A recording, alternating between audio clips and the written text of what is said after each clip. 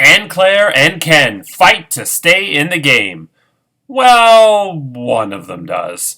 Now on Big Brother Cheesecake 8 Political Bait.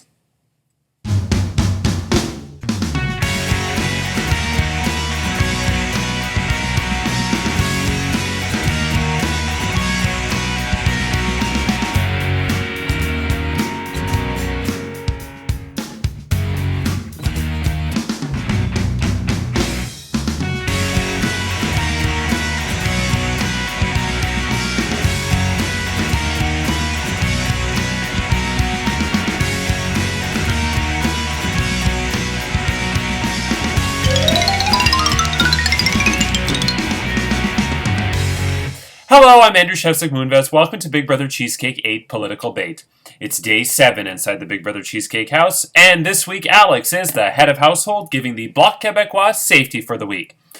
He nominated Anne Claire and Ken for eviction, and he also won the Golden Power Veto in the Big Brother Show Me the Money Golden Power Veto competition and chose not to use it, which means tomorrow either Anne Claire or Ken will be the first house guest officially evicted from the game following Erica's departure yesterday.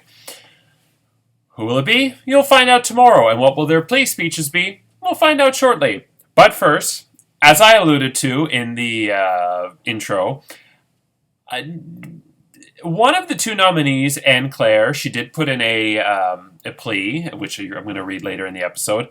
Ken did not, even though he was active in the group chat, which I'm going to get to shortly, but Ken did not make an official plea. And from what I've gathered from house guests, Ken has not made any kind of strategic plea or plan or anything at all.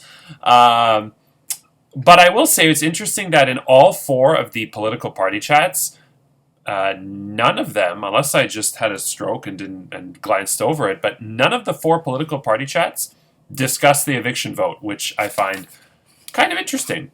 So, yeah, we'll see what happens there. But we'll get back to Anne Claire and Ken in a bit. First, I want to discuss The Pulse. So The Pulse is a weekly feature that I used to have on Wednesdays, but Wednesdays is quite busy, so I moved it to Tuesdays, where I try to revive a Big Brother Cheesecake alumni who I haven't heard from in a while and who has not been active in the community. So we try to find out if they're alive or dead. And Brazil was sort of the person who was playing this last season. Well, Brazil and Karen were playing the most. And I can't remember if we had a winning record or not last season. I also don't care. But I'm going to keep track this season. So our first week 1, The Pulse, is Rhonda from seasons 2, 3, and 5. I've definitely seen her post on Facebook, but I have not seen her post or comment or like on anything cheesecake related. So if you are close to Rhonda from season 2, 3, 5, by all means, message her and let's see if we can revive her and see if we can get her back into the cheesecake fold. Okay. Next, so I forgot to mention Erica leaving yesterday meant that Corey lost his first draft picking. Erica was his first choice, which I thought was a good choice, and I think I even said it in the episode. But it means that Corey's down to just Paige, Glow, and Kendra. Michael has Dustin, Davey, Gina, Zachy. Joanne has Brooke, Alex, Anne Claire, and Ken. So unless we go to Rocks tomorrow, which is highly unlikely, Joanne will be losing her second member, or her first member rather, tomorrow. And we have Rhonda, who has Jonathan, Sean, Penny, and Curtis. So interesting. I did not expect... I actually don't think I expected either Corey or Joanne to lose members first based on that list. But it's tough to say because it's a really... it's tough. You all have a variety of people. You all did a good job picking probably the strongest that you could have at the time. So, yeah. Okay, now let's get to the rules for the next Head of Household competition, which has already been filmed. As I mentioned in a previous episode, house guests had to unanimously decide in their group chats who they would like to see play from their political party. The Bloc Québécois picked Penny. The Liberals picked Kendra. The Conservatives picked Sean, but he has COVID, and we hope you feel better soon, Sean. And Paige ended up filling in for him. and the NDP selected Dustin. So, the head of household competition is called Big Brother Who Wants to Be a Millionaire? And here's how it works. Who Wants to Be a Millionaire has been played in every season since season 5, which is when it was incepted into the game. And it was won by JoJo in season 5, who holds a record with 250,000. It was won in season 6 by Corey, one of the few things he won. And it was won in season 7 by Michael. Yes. So only men have won Who Wants to Be a Millionaire. We'll see if a woman can win this season. It's very simple. You will have increasing questions from $100 to $1 million. The questions will get harder as you go. 15 questions to $1 million. If you reach 1,000 or 32,000, those are safe havens where you cannot leave with less than that amount. You have 4 lifelines. You have the 50-50, eliminates 2 of the wrong answers. Phone a friend. You can phone any of our mutual Facebook friends or Big Brother Cheesecake alumni. Ask the audience is predetermined. You'll ask the studio audience. And if you reach 1,000, you get the double dip, which means you can, once you declare you're using it, you can guess twice. Triple dip means you get to guess 3 times. If you keep your double dip to 32,000, it morphs from a double dip into a triple dip. So it's that simple. The difference is, in previous seasons, we did trivia about, I think, the game, because it was very late in all of those seasons. In the past 3 seasons, it was late in the game, so it was about trivia about what happened in the season. This time around, it is purely political trivia, and it was definitely interesting and fun. So yeah. The head of household this season, as you know, gets a few more perks. For the first time ever this week, they will get to choose whether we go to the Pringles party for 1 can or 2 cans. They will get to cute bird.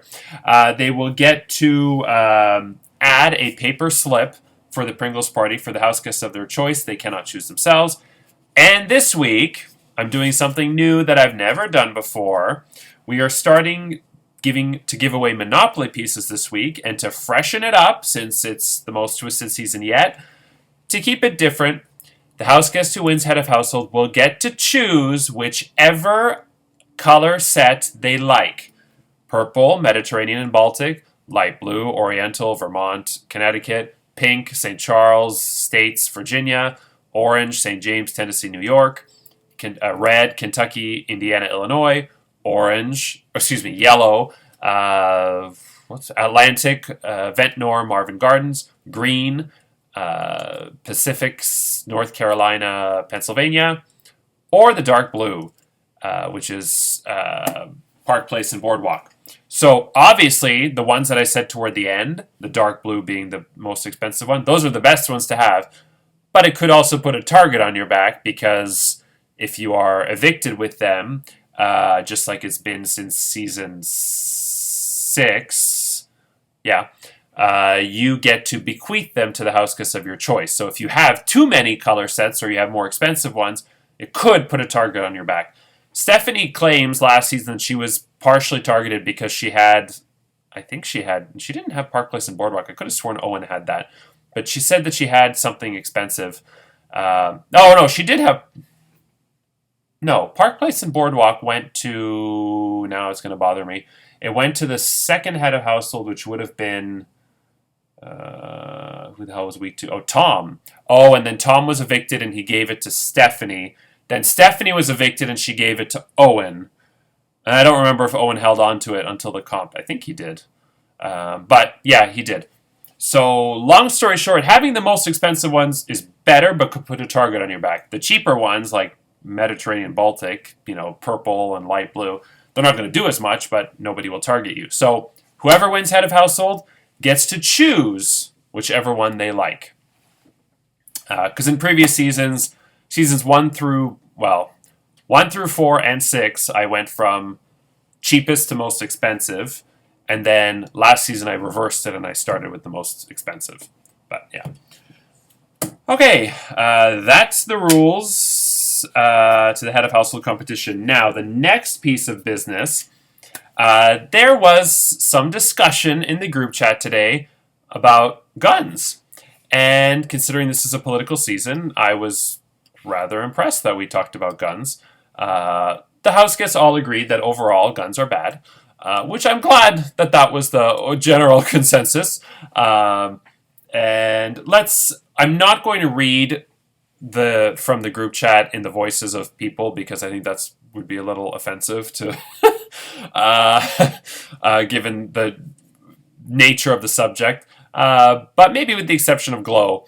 But I'm just going to read some of the highlights. It actually went on for quite a few hours that they talked about guns. So Glow was the one that started it when she said, "Oh my God, a 6-year-old has shot his teacher in a local school about 30 minutes where I live. Unreal. It's blowing my mind. Davey, I'm a school crossing guard and very protective over my kids, but this really blew my mind with the age so young. It's very scary. You stay safe." So I just want everyone to note that this is the first of Glow's occupations. It is school crossing guard. I don't know if you remember, I think her name was Trish. She played in Survivor 28. I hope I have the right person because there were quite a few wackos, but not to say Glow's a wacko, I love her, but I think it was Trish. Her occupation changed every episode. It was like Red Lobster waitress, model, life coach, So school crossing guard is the first of Glow's. There's many more coming. She was also a former beauty queen. She was Miss Mississippi 1971. So then Curtis tried to open it up a little about guns, and I think that's when it came up because Curtis was visiting to collect responses for the luxury competition. So Penny says, "As a responsible gun owner, I'm appalled at the resistance to common sense federal gun regulation. I'm from Texas. We have a few. We also have all of them locked in a safe." Brooke says to Penny, "You have a gun? Mind blown. We can't even get guns anymore." Let's see here. I'm just going to scroll down a bit. Gina says, "A large number of gun owners are like you, Penny. They'd speak up more but are reluctant to engage with gun control advocates who blame all gun owners as a whole. Makes the stricter gun laws a non-starter conversation on both sides." Glow, "I think this gun situation brings up a political issue. I was a police officer once and owned a gun. We had to have a gun on duty and off duty. We had strict restrictions on how to safely use our gun and store our gun for safety. Sitting a gun up on a closet shelf is not safe by today's standards." Let's move on to Alex says, "Anyone who owns guns should have to go through mandatory safety yearly, which would not include leaving the gun in the reach of a 6-year-old. I'm going to leave. So Ken had some thoughts, and they were quite long, but as a whole, he's against guns. Or at least that's what I gathered from it. Then he posted a picture of a gun, which I'm not even going to put in the episode because I wouldn't be surprised if YouTube just decides to take it down. But he put a picture of some big gun. And then Brooke says, "Holy shit, that's a big gun." Oh yeah, even weed isn't legal where you are. Let's see. Let's move on to... Wow, Ken has stocks for a while. I know Anne Claire. Americans think that gun control is removing all guns from homes. It's ignorant. I grew up around guns. My dad has more than I can count. I grew up shooting skeet and just shooting in general, but we were taught to never ever touch a gun without an adult present. We were taught how to safely handle a gun. The guns in my house were under lock and key. As I got older, I began to hate guns. I wanted them all banned, but I've loosened my views slightly. I don't think they should all be banned, but there needs to be checks and balances. Background checks, mandatory safety classes, psychological evaluations, etc. I do think that assault or automatic weapons should be banned. Unless you are in the military, you don't need one. Guns in the house to protect from intruders or just general safety is fine with me as long as you're responsible and of sound mind. Now, the best line came... Then, of course, Zachy says, "Ban all the guns." That's mostly a joke. Anne Claire, "That's what I'm saying. The education around guns is zero, so to pass legislation that actually allows responsible gun owners to own one is almost impossible." But there was one line that I really liked, and I'm trying to find it. I'm scrolling down nice and slow. Paige just goes, "Oh, we talking politics? Politics? Yes." Oh, I hope I find it. Jonathan in my opinion, Jonathan had the best line. "Late to this conversation, but I wonder how some of those lobbyists can live with themselves. Also, I feel like they were named assault rifles and not defense rifles for a reason." And I'm like, yep, very good point. Okay, now, before we get to the final plea speeches, we have to get to the luxury competition. So, house guests, You were all voting on whether or not I would find cheddar and sour cream bad, okay, good, or sex. And it's time to find out. You all sent your messages to Curtis. I don't even know what you said. I don't even know what the answer is. We're about to do it right now. So exciting. So exciting. If you're not excited right now, something is wrong with you. Okay, here we go. Let's see if Bridget is right that it tastes like baked potato. It smells like nothing. Okay. Ready? Oh, it all got cracked. Oh, I can't even get a whole one. Okay. Here we go. Ready?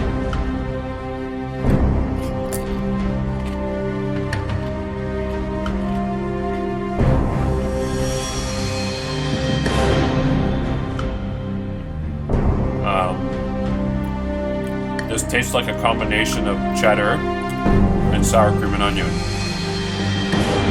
If I wanted cheddar, I would get cheddar. If I wanted sour cream and onion, I would get sour cream and onion. It does not taste like a baked potato, Bridget. You've been smoking too much of the pipe. Just thought I'd let you know that. And the other one that you snort up your nose. I know nothing about that. As Lorraine would say, you just gotta lay off the pot. That's all it is, just gotta lay off the pot.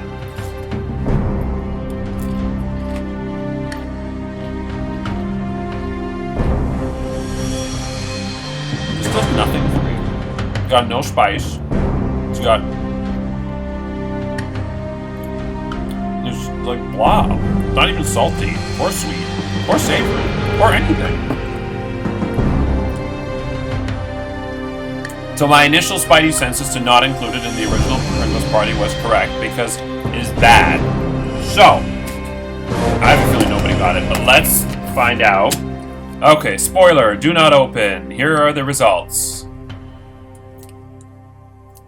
Kendra says sex. Davey says sex. Sorry, all wrong.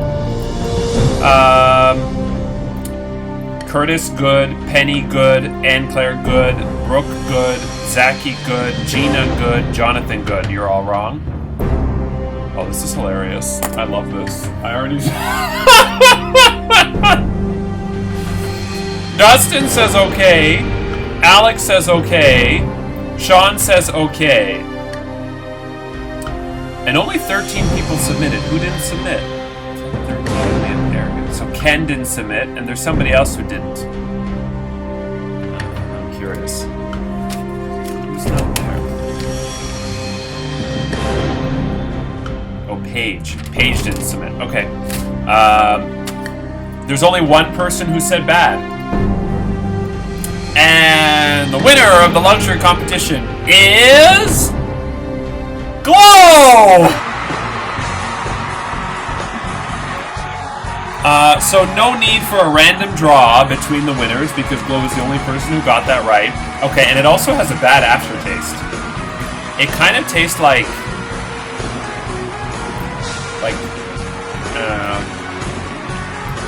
how can you describe it? Almost like when you have that like sourdough bread, but there's way too much of that crap on the side of it. Yeah, not a fan. Okay, Glow. Congratulations. Basically by default, you have won... Bridget's Poo Protection! Inspired by Bridget of Season 7, shout out. Glow, you have won the Poo Protection. This means that you are safe from ever getting the Poo Brown Power Veto in the Pringles party. So you feel free to guess at the Pringles party a can of Pringles, and in the event you pick the Poo Brown Power Veto, I will simply not include your name in the draw. So this does not give you safety from the 3 bad ones in the Pringles party. It only gives you safety or protection from the poo. So you could still get something bad in Pringles party, but you won't get the poo, which is how Bridget was evicted in Season 7. When all the other households were big meanies to her and put her on the block so she couldn't use the poo. But Mike also won, so he had to. But and so did all the others who did it to her. Good strategy, but me. So yeah. So congratulations, Glow. You have won the coup protection, and you will never get the coup ground power veto this season. I wonder if any of the house guests, some house guests actually saw this in grocery stores and took a picture of it. I wonder if anybody actually tried it. Okay, before we get to the plea speeches, one last thing I have to get to, house guests. Today, you are casting your votes to evict either Anne Claire or Ken from the Big Brother Cheesecake house. Alex, as head of household, you are not eligible to vote, and this season, thanks to the Ken Jennings effect, in the event of a tie, you will not break the tie. If there is a tie Tuesday at 9 p.m., we will have a revote where I will open the voting for 1 hour. And if anybody changes their vote, that will obviously change the eviction. And then if that doesn't happen, then we will go to the wheel. There are 12 house guests voting, so there's no need this week for a public vote. That will happen next week. Yeah. So that's everything. Oh, the most important thing I forgot is house guests. You have until 9 p.m. Eastern Standard Time to vote, and you must do so in the diary room, and you must cast your vote in the format, I vote to evict, name, or your vote is reversed. Once again, you must cast your vote, your eviction vote, in the format, I vote to evict, name, or your vote is reversed. Okay, Anne Claire, Ken, your house guests are about to cast their votes to evict. I will give you a chance to plead your case with one brief statement. And Anne Claire, you're up first. Oh! Hey, it's me, Lorraine Swanson from Mad TV. Huh? House guests, so far I've had fun getting to know all of you. This game is wild, but I hope you choose to keep me in this week so I can keep talking about my husband, Carl. Oh! I have a feeling the excitement is just beginning. I would like to keep playing the game with you all. Please vote for me to stay. Andrew, this is my brief statement. Huh? Yeah. This bedroom's nice. Huh? Yeah. Oh! Okay, thank you, Anne Claire. And Ken, you're up next.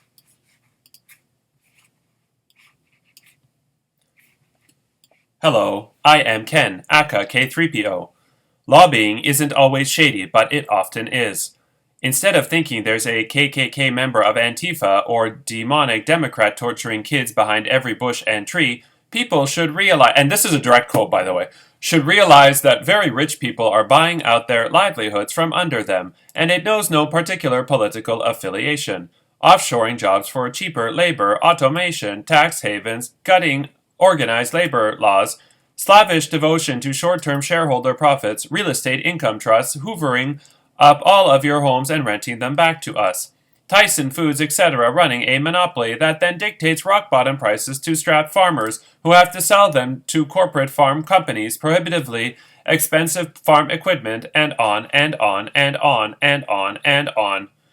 FYI, in case anyone thinks they'll get rich, as I'm talking about, in their lifetime, the minimum amount of net wealth to access the extraordinary tax and legal advantages of tax havens like the Cayman Islands and Jersey is $30 million.